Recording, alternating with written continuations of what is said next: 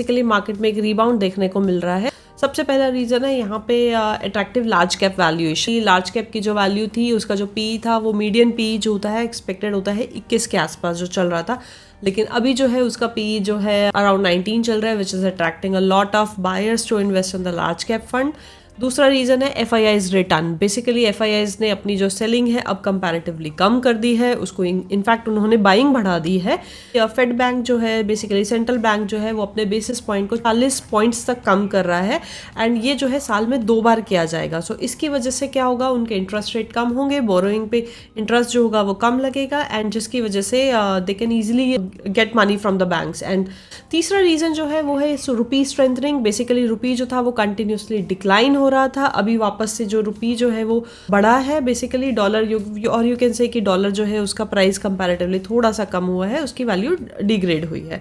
Fourth reason is a sectoral gains. Basically हमारी जितनी भी जो कंपनीज हैं उन्होंने अपनी इकोनॉमिक बेसिकली उन्हें प्रॉफिट हुए हैं, चाहे वो डिफेंस सेक्टर हो, चाहे वो कॉर्पोरेट सेक्टर्स हो, इन सब में बहुत ही पॉजिटिव रिजल्ट आए हैं। इन्फ्लेशन का जो है काफी माइनस में रहा है, तो ये एक सबसे बड़ा रीजन है। और जो पांचवा सबसे बड़ा रीजन है that is use of AI in the Indian market. Artificial intelligence जो है बहुत ज़्यादा ट्रेंड में चल रही है, इसकी वजह से आईटी सेक्टर के बॉन्ड्स जो है वो इंक्रीज हो रहे हैं। प्लस यूएस की भी जो टॉप आईटी कंपनीज है उन सबके शेयर्स इंक्रीज हो रहे हैं, इंडिया के भी इंक्रीज हो रहे हैं।